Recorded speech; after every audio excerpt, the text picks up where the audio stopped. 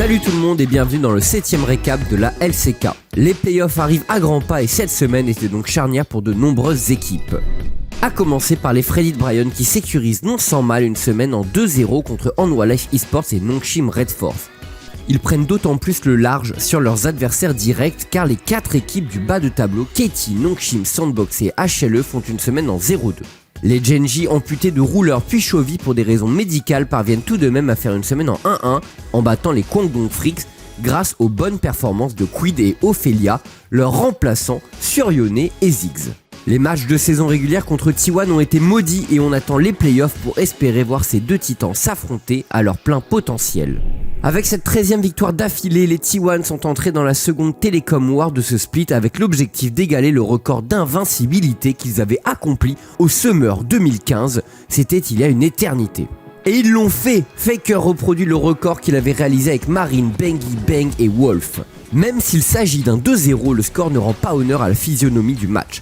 Les KT se sont très bien battus, bien mieux que ce à quoi on pouvait s'attendre. Dans les deux games, ils arrivent à prendre un avantage en goal grâce au bon catch orchestré par Cuz et Vikla.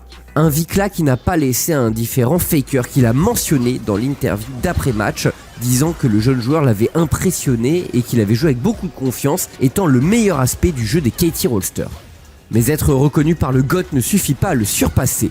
Les T1 ont gagné grâce à leur macro fulgurante et à leur justesse mécanique. Zeus sur Kennen a abattu la foudre sur Rascal, Keria impressionne toujours sur Thresh et Gumayusi a sorti des teamfights de haut vol. Cette équipe de T1 est en passe d'écrire une nouvelle page de l'histoire.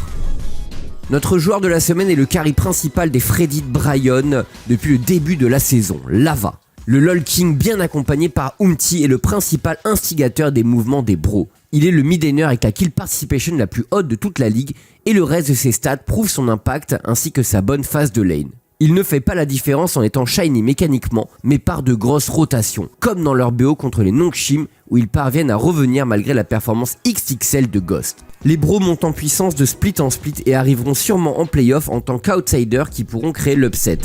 Mais ils vont devoir garder le cap car ils n'ont pas encore verrouillé le top 6, même s'ils sont en bonne position désormais. Avec 4 matchs restants, personne n'est encore en dehors de la course au playoff, mais 4 équipes sont déjà assurées d'y être. De plus, T1 avec ce score immaculé a validé le top 2 et sont donc déjà en demi-finale à coup sûr. Les Genji de leur côté sont bien placés pour être les seconds à bénéficier de cet avantage, mais pour cela, ils vont devoir garder l'avance qu'ils ont avec Damwon et DRX. Et ça tombe bien car les Genji et Damwon s'affrontent en ouverture de cette semaine. Le match aller avait été sensationnel et on peut s'attendre à un niveau tout aussi élevé malgré l'absence de Chovy. Les Kwangdong Freaks ont une belle semaine devant eux, ils affronteront DRX et T1 pour tenter de s'approcher des 8 victoires, synonymes de playoff. Tâche bien évidemment difficile quand les T1 profiteront de chaque match pour tenter de surpasser leur propre record et réussir l'exploit d'un split complet invaincu. Rendez-vous toute la semaine à partir de 9h sur OTP LOL pour être témoin de l'histoire.